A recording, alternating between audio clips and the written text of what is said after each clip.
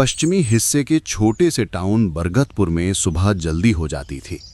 धुंध के बीच स्टेशन की सीटी, नदी किनारे चाय की भाप और गलियों में साइकिल की घंटी, यही बरगतपुर का रोज का सीन था। अजय उसी टाउन का मछुआरा था। पुरानी लकड़ी की नाव, एक जाल और रोज की उम्मीद। पर पिछले कई महीनों से नदी जैसे खाली रहने लगी थी। जाल उठता, पानी टपकता और मछलियां ना के बराबर। आज भी ऐसा ही हुआ। जाल में बस 2 छोटी मछलियां फंसीं। अजय ने उन्हें देखा और गुस्से में जाल किनारे पटक दिया। उसके हाथ ठंडे थे, पर माथे पर पसीना। घर लौटते वक्त उसके मन में एक ही डर घूम रहा था, आज भी कमाई नहीं हुई तो रात का खाना कैसे चलेगा। झोपड़ी के बाहर सुनीता बैठी थी।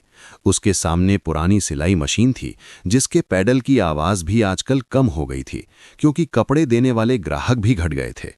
सुनीता, आज भी बहुत कम मिला। नदी में जैसे कुछ बचा ही नहीं।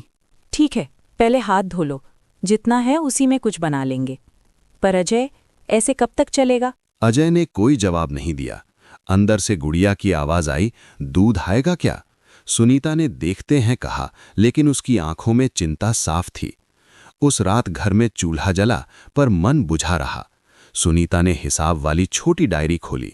किराया बाकी था, गुड़िया की फीस भी। बर्तन धोते धोते सुनीता ने फैसला सा कर लिया, अब कुछ बदलना होगा। पापा, स्कूल वाली मैडम बोल रही थी कि फीस जमा कर दो, नहीं तो नाम काट देंगी। मैं कल कुछ कर दूंगा बेटा, बस कल जाल अच्छा निकले तो। अजय ने ये बात आदत में कही थी, यकीन में नहीं। सुनीता ने उसकी तरफ देखा और फिर धीरे से वही बात बोली जो कई दिन से उसके दिमाग में थी। अजय, रोज वही करने से अगर कुछ नहीं बदल रहा तो रास्ता बदलना पड़ेगा। मछली पकड़ना छोड़ नहीं रहे, लेकिन साथ में कोई और काम भी सोचो। अजय को बात चुभी, लेकिन सच थी। सुनीता ने एक सीधा सुझाव रखा, टोपला लेकर गलियों में सामान बेचना। मैं गली गली आवाज लगाऊं, लोग हंसेंगे। लोग हंसे या ना हंसे, हमें घर चलाना है। काम छोटा नहीं होता, हालात छोटे कर देते हैं। अजय ने अगले दिन पुराना बांस का टोपला निकाला, मंडी में जाकर थोड़ी बहुत चीजें उधार पर लीं। रास्ते भर उसे लगा जैसे सब उसे देख रहे हैं। पहली गली में पहुंचकर उसकी आवाज नहीं निकली। फिर उसने हिम्मत की और धीमे से बोलना शुरू किया। कहीं 2 प्याज बिके, कहीं 1 नींबू। कई लोग उधार मांगते, कुछ कहते कल दे देंगे। अजय को पता था कि कल अक्सर लौटकर नहीं आता, फिर भी मजबूरी थी। अजय, तू ये क्या कर रहा है? मछली छोड़ दी थी? छोड़ा नहीं, बस काम बढ़ा रहा हूं। टोपला वाला काम शुरू में जितना छोटा लगा था, उतना ही भारी निकला। हर गली में अलग नियम था। कहीं लोग भाव काटते, कहीं उधार का रोना और कहीं सीधे कहते कि कल आना। एक दिन बाजार के पास महेश नाम का एक आदमी मिला, जो मोहल्ले में उधार देने के लिए मशहूर था। महेश ने अजय के टोपले की तरफ देखा और बोला, अजय, जरूरत हो तो बोल देना, मैं दे दूंगा, बस समय पर लौटा देना। नहीं, अभी जरूरत नहीं है, हम संभाल लेंगे। अजय ने इनकार कर दिया, लेकिन महेश की बात उसके दिमाग में रह गई। उसी शाम मकान मालिक जगदीश आया और बोला कि अगले महीने किराया बढ़ेगा। सुनीता ने बात टाल दी, पर अंदर से वो डर गई। देखो सुनीता, मैं भी क्या करूं, सब बढ़ गया है। अगले महीने से किराया बढ़ेगा, नहीं दे पाओ तो पहले बता देना। जगदीश भैया, हम दे देंगे, बस थोड़ा टाइम दीजिए। उस रात सुनीता देर तक सोई नहीं। उसने अजय से कहा कि शहर जाकर देखना चाहिए कि लोग किस चीज पर खर्च करते हैं। 2 हफ्ते बाद मंडी वाले ने उधार बंद कर दिया। अजय घर लौटा, टोपला जमीन पर रखा और बोला, बस अब नहीं हो रहा।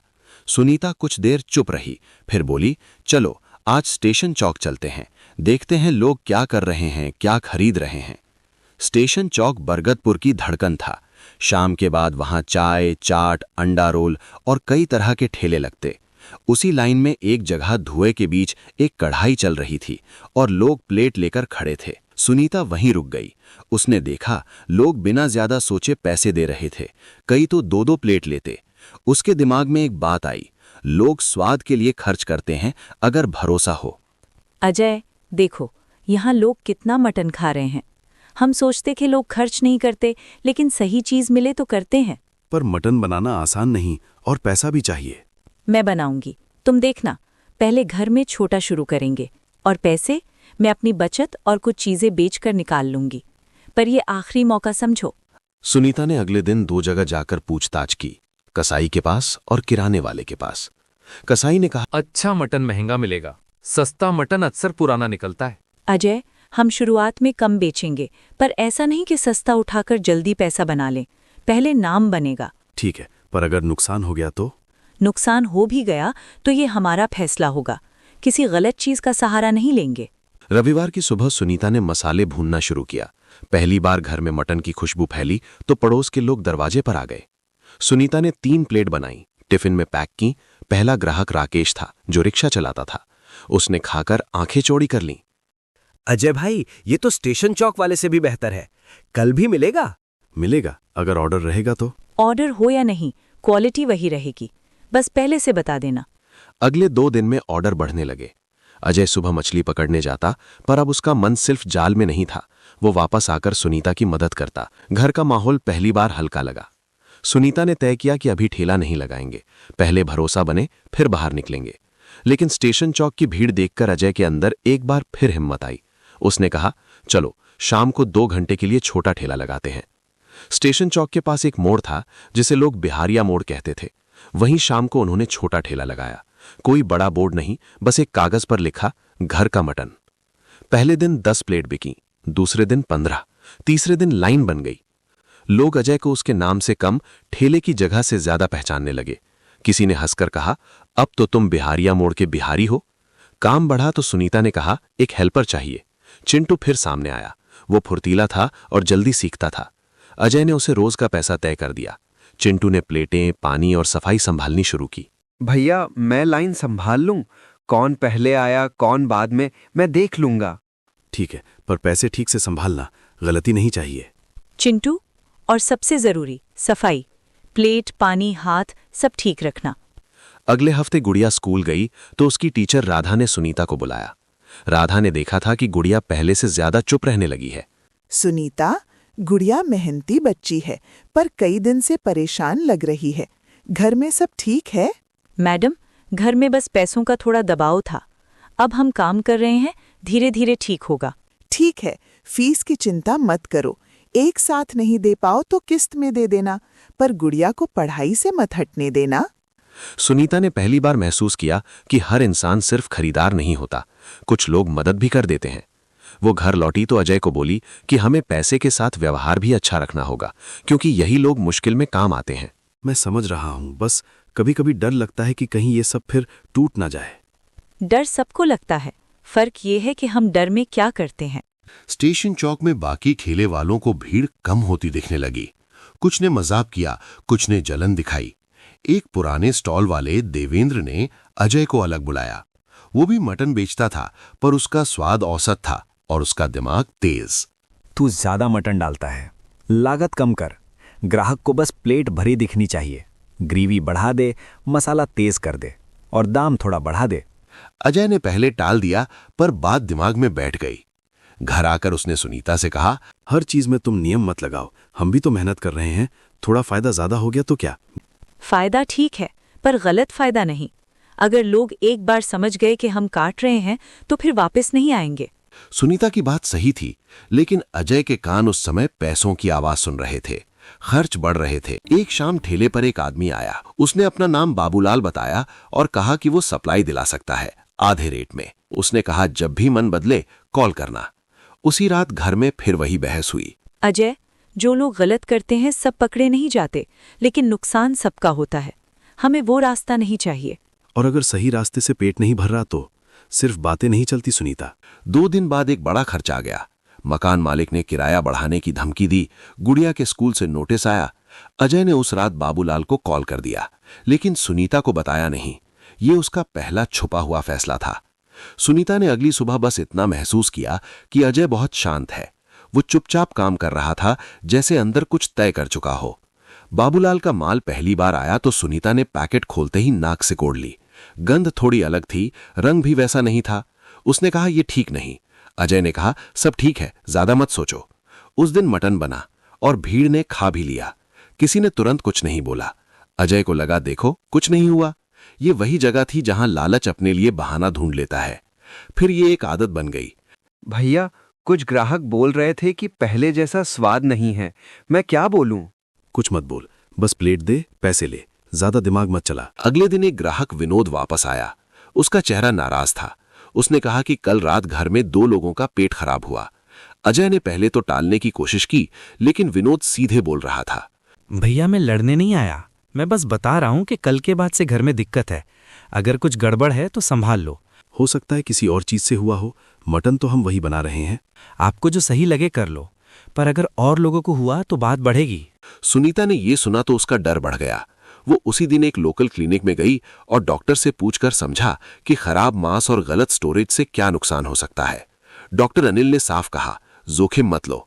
खाने का धंधा है तो साफ सफाई और क्वालिटी सबसे जरूरी है।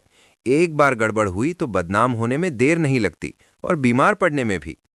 मैंने मना किया था, पर हालात समझ में आते हैं, लेकिन नियम तोड़ोगे तो हालात और बिगड़ेंगे। सुनीता ने घर जाकर अजय से कहा, अब भी रुक जाओ। अजय चिढ़ गया। उसने कहा, तुम हमेशा डराती रहती हो। सुनीता चुप हो गई, लेकिन उसकी चुप्पी में डर भी था और गुस्सा भी। सुनीता ने अगले दिन ठेले पर एक छोटा नोट लगाया, अगर किसी को शिकायत हो सीधे बताएं। पर अजय का मन अब भी उलझा हुआ था। वो खुद को सही साबित करना चाहता था और यही जिद उसे गलत फैसलों में ढकेल रही थी। इसी समय देवेंद्र ने मौका देखा। उसने अपने स्टॉल पर बोर्ड लगा दिया, शुद्ध मटन, असली स्वाद। लोग तुलना करने लगे। अजय की लाइन और छोटी हो गई। 3 दिन बाद खाद्य निरीक्षक नीरज आया। सरकारी बाइक, फाइल और साथ में एक आदमी। उसने कहा, सैंपल लेना है। अजय ने मुस्कुराने की कोशिश की, पर हाथ कांप रहे थे।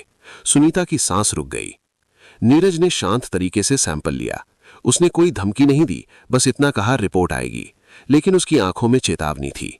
अजय ने उसी रात बाबूलाल को कॉल किया। बाबूलाल ने हंसकर कहा, देख लेंगे।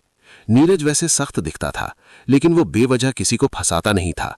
बरगदपुर में उसकी पहचान एक ईमानदार अफसर की थी।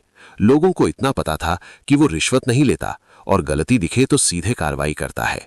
मैं यहाँ किसी को गिराने नहीं आया, पर अगर सैंपल खराब निकला तो नियम के हिसाब से चलना पड़ेगा। आप लोग खुद संभल जाओ, यही बेहतर है। सर, हम संभाल लेंगे। नीरज चला गया, लेकिन उसके शब्द अजय के अंदर अटक गए।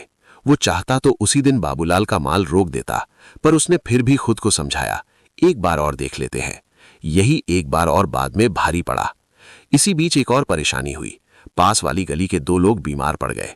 किसी ने कहा, उन्होंने कल बिहारी मटन खाया था। बात बढ़ने लगी। सुनीता ने रात में अजय से कहा, अजय, अगर किसी को कुछ हो गया तो हम पैसे से नहीं बचेंगे, ये बात समझो। मैंने जानबूझकर किसी को नुकसान नहीं किया, बस खर्च, बस दबाव। दबाव सब पर होता है, पर गलत फैसला हमारा है। अभी भी सुधर सकते हैं। रिपोर्ट आई और नीरज फिर आया। उसने दुकान अस्थायी रूप से बंद करने का आदेश दिया। कोई हंगामा नहीं, बस कागज पर साइन और ठेला हटाने को कहा। अजय के पैरों तले जमीन घिसक गई। चिंटू रो पड़ा। सुनीता ने चिंटू को समझाया कि वो कुछ दिन दूसरे ठेले पर काम देख ले। चिंटू ने सिर हिलाया, लेकिन उसकी आंखों में डर था। अजय ने बाबूलाल को कॉल किया और गुस्से में कहा, तूने फंसा दिया। बाबूलाल ने साफ कहा, दुकान आपकी, रिस्क आपका। यही अजय को समझ आया कि गलत लोग सिर्फ फायदा लेते हैं, साथ नहीं देते। घर में फिर गरीबी लौट आई, पर इस बार साथ में बदनामी भी थी। गुड़िया स्कूल गई तो बच्चों ने बातें की। सुनीता को पड़ोस की औरतों ने ताने मारे। अजय रात में चुपचाप बैठा रहता। उसी दिन महेश दरवाजे पर आ गया। उसने हंसकर पूछा, अब जरूरत लगेगी? अजय, मैं तो कह रहा था अभी पैसे ले लो, काम फिर शुरू कर लेना। नहीं महेश, हम और उधार नहीं लेंगे। तुम्हारी मर्जी, पर याद रखना, जरूरत में इंसान अपना घमंड नहीं खा सकता। महेश चला गया, लेकिन उसकी बात अजय के अंदर चुभ गई। उसी शाम सुनीता ने अपनी 2 पुरानी चूड़ियां निकाली और कहा कि इन्हें बेचकर राशन ले आएगी। अजय ने पहली बार उसे रोका। मत बेचो, मैं कुछ और देखता हूं। और क्या देखोगे? हमें आज का खाना चाहिए। इसी दौर में सुनीता को पहली बार एहसास हुआ कि उसने अजय को सिर्फ रोकने की कोशिश की, पर उसे संभाला नहीं। और अजय को एहसास हुआ कि उसने सुनीता पर चिल्लाकर सिर्फ अपना डर छुपाया था। अजय फिर नदी पर गया। वही नाव, वही जाल। जाल फिर खाली निकला। उसे हंसी आई, लेकिन उस हंसी में खुशी नहीं थी। घाट पर वही बूढ़ा बैठा था जो पहले भी उसे समझाता था। अजय ने बूढ़े को सब बता दिया। बूढ़े ने कहा, भरोसा टूटता है तो वापस लाने में समय लगता है, लेकिन कोशिश की जा सकती है। अजय चुप रहा। फिर उसने कहा, मैं फिर शुरू करना चाहता हूं, पर लोग नहीं आएंगे। घर लौटकर सुनीता ने कहा, शुरू से शुरू करेंगे, पर इस बार सब साफ। अगर कम बिकेगा तो कम, अगर पैसा कम होगा तो कम, पर गलत नहीं। मैं गरीब रह लूंगा पर अब किसी को धोखा नहीं दूंगा। मुझे डर लग रहा है लेकिन अब रुकना भी नहीं है। डर ठीक है, बस उसे बहाना मत बनाओ। हम धीरे धीरे भरोसा वापस लाएंगे। 1 महीने बाद बिहारिया मोड़ पर फिर ठेला लगा। इस बार बड़ा बोर्ड नहीं, बस एक साफ कागज, साफ मटन, सही दाम, किचन देखने की सुविधा। कुछ लोग रुके, कुछ नहीं, लेकिन जो रुके उन्होंने ये देखा कि कढ़ाई साफ है, पानी अलग रखा है और कटिंग बोर्ड भी साफ है। भाभी, पहले वाली बात फिर तो नहीं होगी? नहीं, हमने गलती की थी और उसकी कीमत भी दी। अब दोबारा नहीं करेंगे।